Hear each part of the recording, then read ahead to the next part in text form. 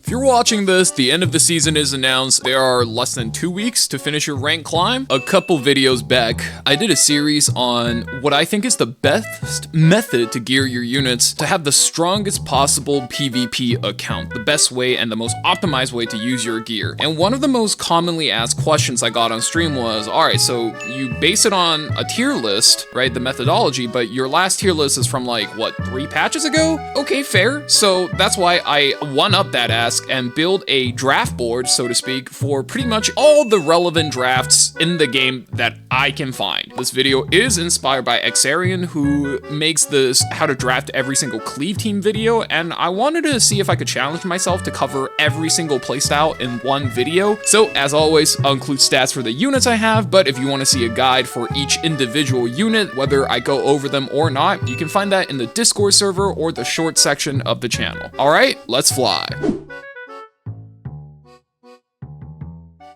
So this is a list based on my own experiences, friends' experiences, and also I crawled the logs of the 20 top players on the ladder, collected the data points of the winning drafts and the most common and earliest position each unit is picked. But since the draft is one of the most complex topics in E7, let me explain how this works. Rule number 1, this is not a tier list, but you can certainly use it as one. Now, I've said time and time again, E7 is a game that's about punishing your opponent's weaknesses. So the higher up a unit is, the less weaknesses they have, or the weaknesses they present can be beaten by their own hard counters. Example here would be Afternoon Soak Flan. Yes, gets hard countered by Solitaria, but an enemy dropping a Solitaria on you is susceptible to being run over by aggressive drafts since her stealth doesn't kick in until she takes a turn. On top of that, Afternoon Soak Flan is a really strong carry even without her dual attack abilities, and she can fit with every single composition you would want to play her with. Number 2, the power level of units will fluctuate, and sometimes massively so, depending on your pre-ban. So for example, if Empyrean Ilanov is pre-ban, then all of these defense penetration units will all get kicked up 1 to 2 tiers, like Last Rider Crowd, Dragon Bride, BM Haste, all automatically being tier 1. Number 3, a unit can be picked later than their best position. Picking them earlier will give your opponents a punishable window into your draft and your strategy, so I would only recommend that if you know what you're really doing. So for example, like a Lifton is one of the top legend players who is really keen on picking Death Dealer Ray early, whereas everybody else is picking him either on 3rd pick or later. So if you're using this as a draft guide as well, just note that by pick 4, if you still haven't grabbed your Designer Lilibet, yeah, you can do it, no problem. But if you're wondering if you should be picking up like Sheltier 1st pick or 2nd pick the moment your opponent has a Afternoon Soak Flan, probably don't. You want to hide that pick and protect them until your opponent don't have a lot of room to counterplay you. And lastly, you still gotta learn the matchups, okay? Like, yeah, RTA is a rock, paper, scissors styled, RNG styled poker game, is how I would put it. Know all the theoretical spots to pick all the best characters,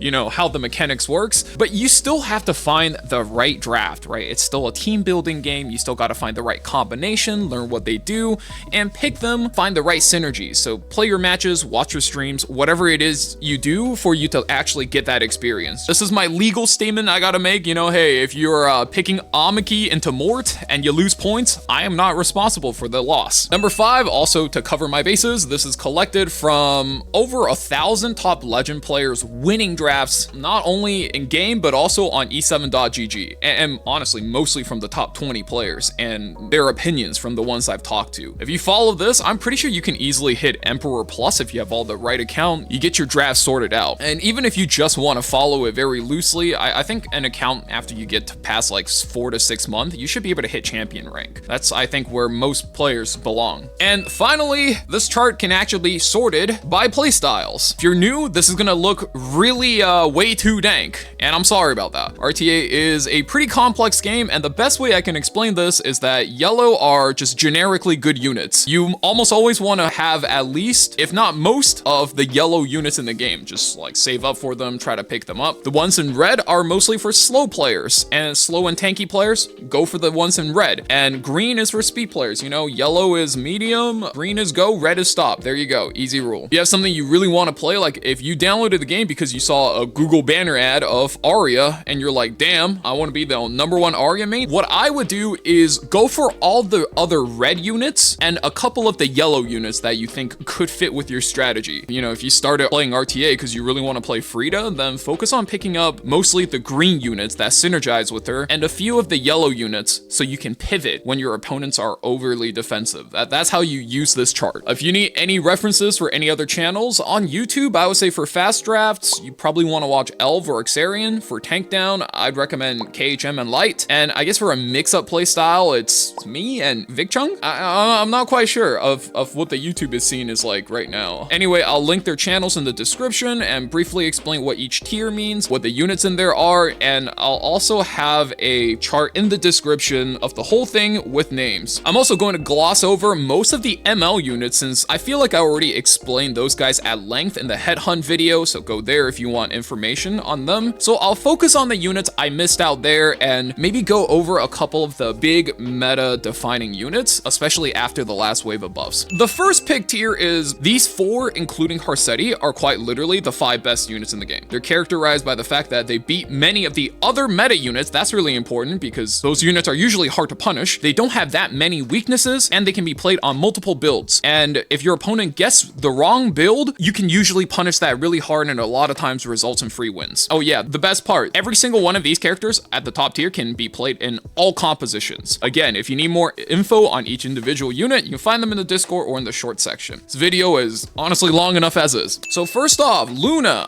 New Moon Luna, her biggest strength is she applies Seal to 4 targets. And I think out of the top 15 units, 10 of them have passives that can be turned off. You can counterplay her, but it forces you to commit either super fast, like you either have to cleave her, or super slow, where you need to make sure you have a cleanser on 3 in either Laia or Infinite Horizon Acades if you think she's going to combo you into like a cleave or a control comp. If you like to play mid-speed flex, I think she's just really annoying. So she's one of the common pre-bans for me. I think the issue with her is that she's not even that good if you don't know how to combo correctly with her. So I think she's a high skill cap unit both ways. Like she's high skill to play, she's high skill to play against. For most people, it's probably just the easiest to pre-ban her. So before you guys go off in the comments like, ooh, but Infinite Horizon Acades is good. Like, yes, but you also have to win the rest of your draft, right? Like, think about it. Infinite Horizon Acades people say is one of the biggest counters to her. And even then you have to win the rest of the draft because if you don't, what happens? Luna never uses S3, Acades S3 is useless. And if Luna only uses S2 versus Acades S2, then I think Luna brings more to the table.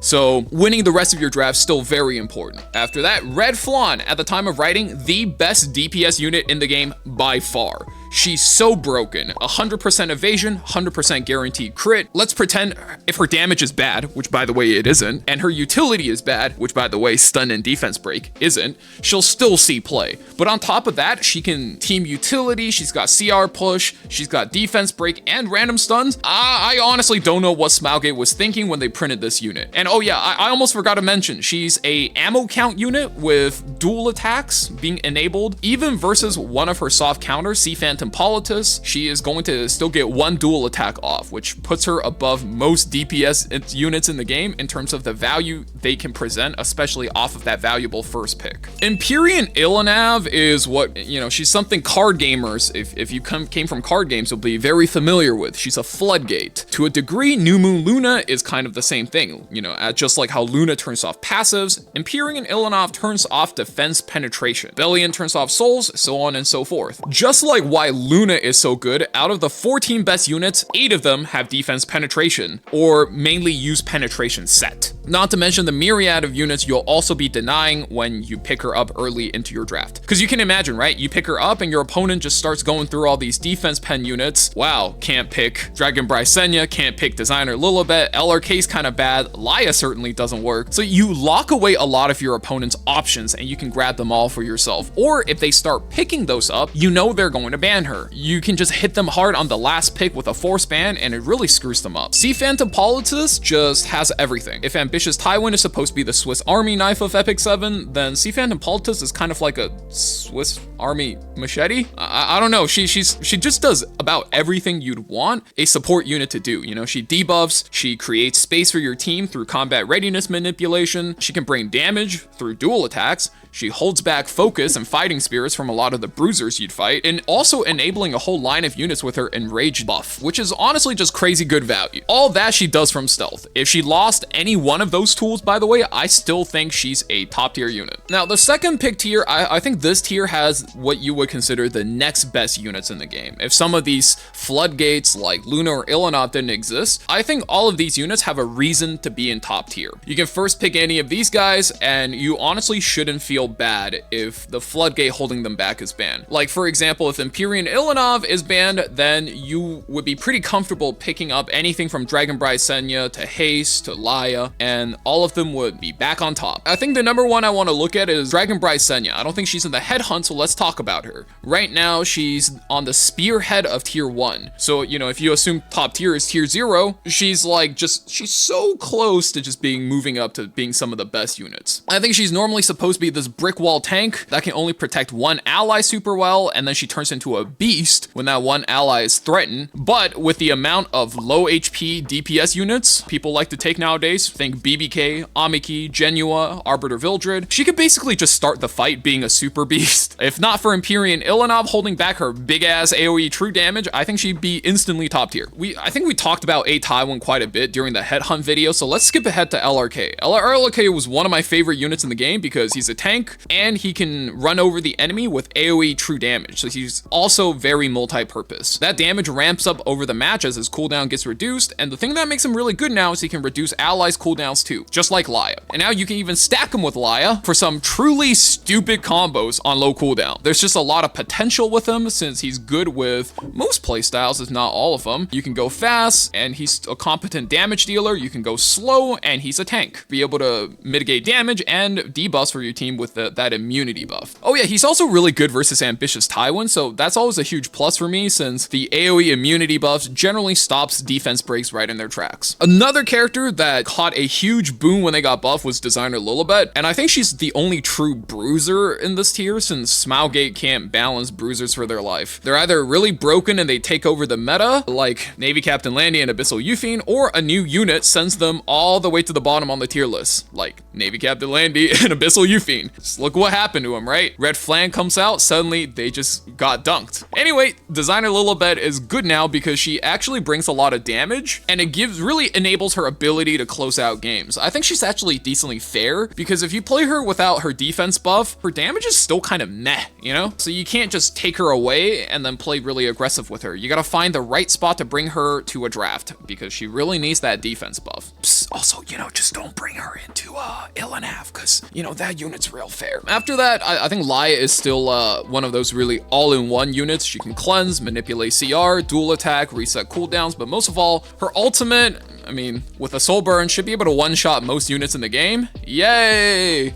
She was one of the best units in the game alongside Death Dealer Ray until Empyrean Ilanov showed up, and now she kind of has just, you know, the one check. I think Blood Moon Hates is hella strong still. Again, Headhunt video covered his place in the meta and strategy in depth, so go over there if you want to see that. Crimson Armin is a 4-star tank. She's boring, so I'll keep it short. Put Aureus on her, put Protection Set on her, and your units should be able to avoid death about like 50% longer. That's really your onus for picking her. Like, you know exactly what you're doing when you're picking her. Zeo has a passive that makes it so that it is nearly impossible to stop him from taking the first turn when you build him correctly. Cleavers will usually try to take him to ensure you can't race them back. Generally speaking, at lower ranks, you can pick him up and use him to stop cleavers dead in their tracks. But at higher ranks, I think cleavers will just take him away from you to make you not even want to try racing them. Now, in this tier, the speed exclusive characters are Sid, Veronica, and Frida. They're almost only played with Cleave, with Sid and Veronica being specifically what we call speed imprints. Now, their imprint effect passively gives all other characters more speed. If you ever planning on playing fast, you need to learn how to use them because they're super important to discourage your opponent from racing you, or if you do run into another speed player, they're the key to winning the mirror matches. So here, Veronica can stun a unit out of commission, whereas Sid is it's more about one tapping a squishy to medium bulky unit, and maybe even two. I think they're the most important right now because Veronica can control immortality units, and while Sid, he just has the potential to really take over a match. He's one of the most underrated OP units of the game for like one of the longest times, and I think he's the most important unit if you want to win that speed mirror. Frida was our second summer unit this year. Her specialty is that she enables Soul Burn, which on top of being one of the most broken mechanics in the game, is usually played with speed, fast, and aggressive playstyles. But since her base stats aren't particularly tanky, she's played almost exclusively in faster playstyles that aim to end the game in like 2-turn rotations. So those are pretty much all the units you want to pick on second pick. Obviously, you know, you could pick them later, and they're definitely only second to the top tier units. But if they're all pre-ban, I think any of these units can really hold their own in the top tier and in the first pick spot. And on top of that, I think most of them, especially the characters in the yellow section, are flexible enough that if they get banned out, your strategy wouldn't really be losing out on a linchpin. Third pick ban protection. So this category is probably the most important category, and I have two sections for you guys when it comes to third pick ban protecting a unit. The reason why is because the first row is going to be the stronger heroes. They're going to be super important that you want to be able to take them and hold your strategy together. Or if you play a mix-up playstyle, it's where you really want to punish your opponent's mistakes. A good example of how this works is actually Death Dealer Ray. If I'm first pick and I lock him in on third pick, my opponent can just drop Schneel and then I'm kind of stuck. But if I'm the second pick player, I can pick him up, lock him in on third pick, and now I just ban the fourth pick Schneel, and now my opponent doesn't really have a strong way to stop my strategy. So he's a bit more reliant on going second and following up on my opponent when it comes to how to use him in a draft, unlike, for example, Harsetti, where you just want to pick this character on 3. As long as you know you're the turn 2 player, you pick her up, and she's going to be good 99% of the time she's available, and she'll stop all speed and tempo from your opponent. Okay, AU Fiend is probably the first character here. We covered her plenty. Right now, I think she's the best when your opponent is cleaving. Otherwise, I do think, like, be a little bit choosy with how you play her. Solitary is instantly slam versus Afternoon Soak Flan in order to stop her focus. Also comes with a side effect of preventing your opponent from picking stuff like Sylvan Sage Vivian or Arbiter Vildred, so that's really cool. Moore got a buff that made him, I think, hugely relevant in the metagame, mostly when it comes to stopping counterattacks. I think when, with the first 2 picks established to your opponent, hey, I'm faster than you, I'm playing more turns than you, he's most of the time, as long as you're not playing as Red Flan, a pretty good slam on 3 because it prevents them from having counterattacks. And counterattacks is one of the most relevant ways for a slow player to regain value and claw his way back into a draft. I think that added on top with his fear, which is a debuff that can stop units for up to 2 turns, is really good. His biggest worry is the fear can randomly just be cleansed, and he is weak to Red Flan and maybe a little bit of injury. But I think for the people who first pick Red Flan, a lot of times they just slam their Mort on 3 and it stops your opponent from being able to rely on counterattacks to get value back into the game. And it also stops anchor units like Amiki specifically. Hellion Lua was supposed to be a tier lower, but people cried about it on Stove and she got buffed. So now instead of being what I think is a pretty like middle of the pack, fair, solid unit, now she's at least as good as the rest of the units here. She's damn good, maybe even higher up to the second pick tier. She does some of everything now, from you can tempo with speed buff to taunting out aggressive drafts from your opponent. You make them fight out of turn. You can steal turns because she can still CR push her team whenever they hit her, to dropping some serious chip damage versus tanky compositions. She's probably the best do-it-all opener right now, and I would even say she's in contention for Sea Phantom Politi's spot at the top of the best opener. I think that's Luna, but she's fighting Sea Phantom Politis for, you know, one that doesn't get pre-banned a lot. And I think right now her low cooldowns means if you're cycling your turn correctly with her CR push and speed, she's going to be locking up key targets for days if the other guys don't have like a Laya or Mediator Choleric in order to just cleanse. Nakwol's just, she's her, man. Like, what do you guys want me to say? She strips all the buffs,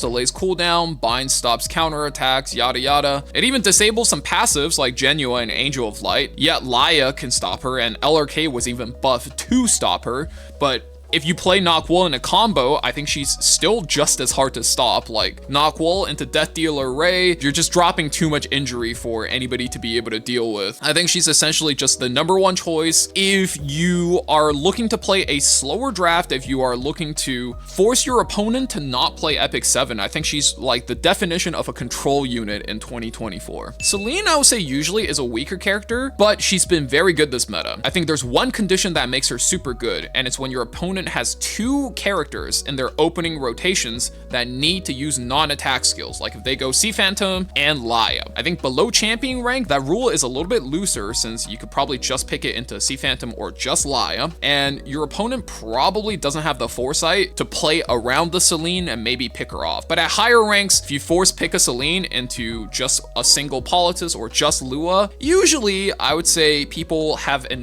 know how to play around the Celine, and they can AoE her, flush her out of stealth, skip the non-attack skill cooldown, and then just pick her off first, and then proceed to run over your composition. But if you pick her into 2 units that have to skip their big cooldowns, their ultimates, then even if they pick her off, then she's bought you enough time that you should be winning your game. After that, okay, Harsetti, I think this is super straightforward. She's so important, especially to slow players, and she is the playstyle defining unit for tank down. You have to pick her on 3rd. In terms of actual true power, she's up there with the 4 best units in the game, but you're only picking her on 3rd because this is one of the few realistic ways to limit your opponent, give them 0 room for outplay and outspeed due to her passive. That's essentially the short of it. If you want to learn more, I recommend checking out her dedicated guide, or short if you know you don't think you got time for that. On the other side of the coin, if you do not want to play slow and you exclusively want to play fast, I would say you need one off, if not both, of Briar Witch and top model Luluka. They're the most common 3rd pick protected opener units for Cleave unit right now. Briar Witch because she can soul burn into a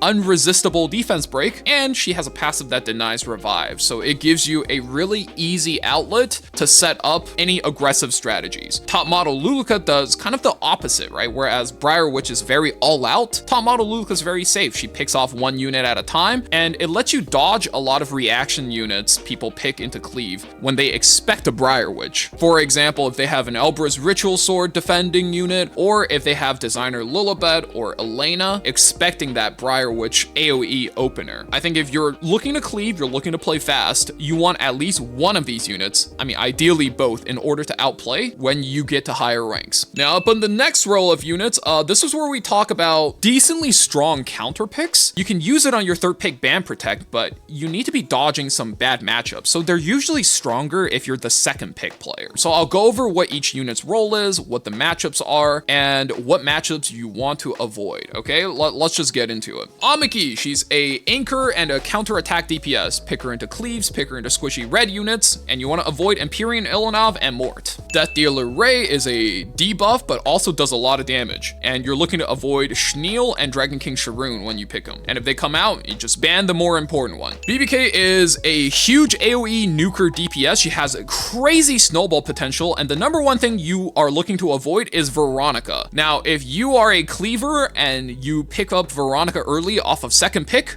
you can pick her much earlier, you can pick her up, lock her in on 3rd pick, and your opponent kind of gets stuck in a scenario where they don't have a lot of counterplay versus you. But other than that, I would say she's probably generally better on that 2nd pick lock. Genua is a single target nuker. He's characterized by the fact that he can cleanse a lot of debuffs as long as he's not like stunned, slept, or feared, and you really just want to avoid Empyrean Ilanov, avoid Fire Politis, and if your opponent's really slow, Death Dealer Ray. Conqueror Lilius is still one of the better supports in the game. She just brings a lot of gear score. She makes the bruisers bruisier, is how I would put it. And the ones you really want to avoid when playing her is Zio, and you probably don't want to pick her into Bunny Dominion. You can outplay it, but it's going to be an annoying matchup. Midnight Gala Lilius is a nuker and an attack buffer. She does a little bit of both. What you really want to do is avoid Empyrean Ilanov, and you're going to see that one a whole lot. Avoid Fire Politis and avoid Rimuru. Bellion is a tank and a bruiser. There's 2 builds you can go with, but normally commit into into one. Her big thing is she can lock away all your opponent's souls. So you want to pick her into a aggro, pick her into cleave, but avoid enemies tanking down because she does attack all 4 targets and you might just accidentally trigger 4 counterattacks. Infinite Horizon Acades is a cleanser and a support. You want to pick her into heavy debuffs,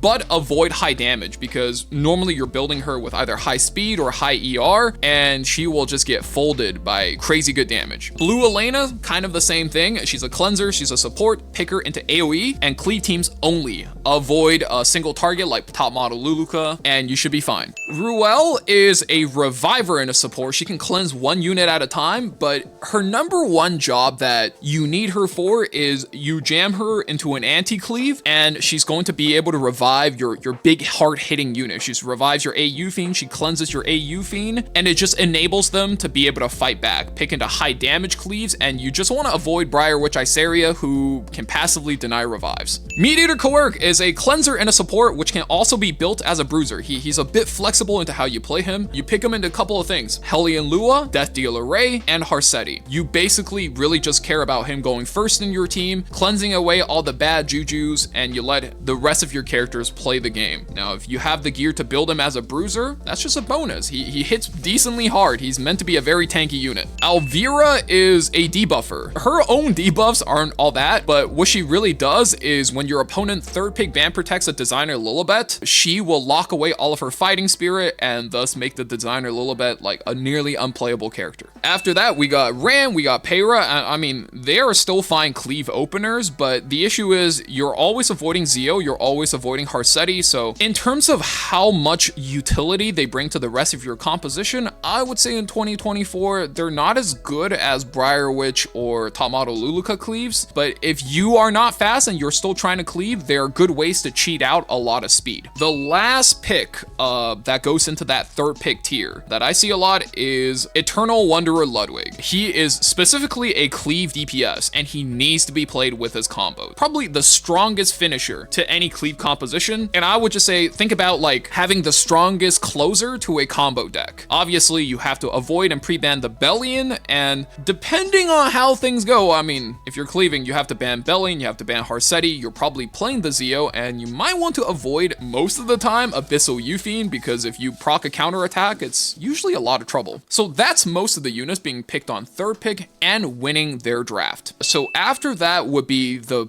pick 4 to pick 5 section, and I think there's too many units here. I divided them up into different sections and different archetypes, so we can go by the different archetypes I outlined earlier. So first up are the good generic general units. These are just solid units that can fit into multiple archetypes. They have a couple of really strong matchups, like Fire Politis being able to play in both cleave and anti-cleave, or like Sheltier, where if you have the aerial superiority established over your opponent, you can just use her to punish a red flan if they don't ban your Sheltier. So when you're playing tank down, I would say you're normally picking a mix of units that are either in this section or the general units once you've established that you're not going to be eating debuffs all day, because that's your biggest worry as a tank down player. You're tanky, so you can survive the damage, but you just don't want to eat hard crowd control. Your game plan is probably something like have a top tier cleanser like Laya on 3rd pick, and then just pick damage or debuff units that hard counter your opponents on picks 4 and 5. That's always been the essence of tank down. A good generic units like tanks and supports early, hard counters later in the draft. That's why units like Laya and Empyrean Ilanov, where they could do multiple jobs and they are tanky, are at a premium for tank down. They can cover multiple weaknesses and punish multiple mistakes in your opponent. They just kind of do it all. In the speed category, there are 2 distinct types of units. Since at the moment, Cleave spends the first half of the draft fighting for speed priority and securing their openers, their 4/5s are usually their best in slot finishers, closers, and bridge units that just gets the job done towards the end. And these can range anywhere from Judge Kisei to Jacko, or even like an ML Ludwig if you didn't pick him on 3rd. Now, the first 7 units here are the rest of the speed imprints, and in order of importance, they're Wanderer Silk, Vildred, Shuri, Surin, Westwind Executioner Shuri, Watcher Shuri, and Celeste. Learn how much speed each unit gives the rest of your team, learn their combos, and watch why they are played. These guys are super important, especially Wanderer Silk. Your finishers can be anything from Requiem Roana, Judge Kisei, Summertime Iceria, Jacko, Melissa, Architect Laika, Teiyu, Ida, Blooming Lidica, and Commander Pavel. Lastly, the Fortify Anti-Cleave is honestly just a bunch of reactive units, and I would say most of them have pretty niche matchups they're supposed to be winning you, since they cover the really niche matchups, like for example Rem beating any Jacko-centric cleaves, and Rimuru beating if your opponent pivots out with Gala Lilius, for example. The reason why Anti-Cleave is in a very wide pool right now isn't because Cleave is too strong, actually. On the contrary, I think Cleave is slightly weak, because outside of a certain drafts, generally speaking, you should almost always have a solution in a high tier unit like Ruel, Abyssal Youfiend, Designer Lilibet, or even something like Infinite Horizon Acades should be able to cover you versus most Cleaves. And after that, the unit just gets more niche the lower you go. I still think they'll have like 1 to 2 good matchups or usages. You could literally put any unit you want to play here, any unit I haven't covered, be able to at least fit them there. Apocalypse Ravi versus a whole bunch of characters that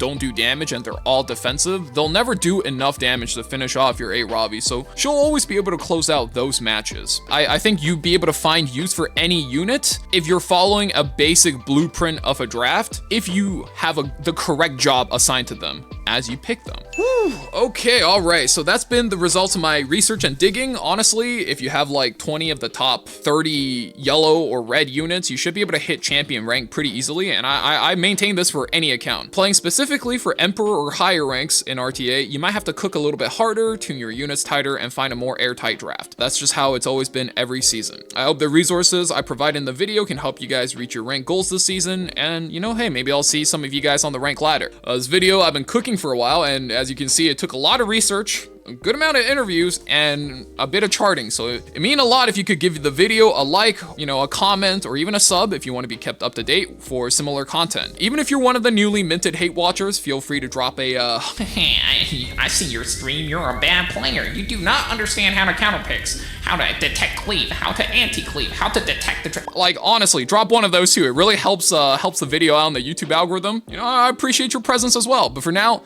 I'm out. I'll be finishing out my ranked season climb, and hopefully this video helps you guys do that as well. Maybe we'll make some draft analysis videos and just talk about some of the best players I've seen this year during the holiday season. I don't know.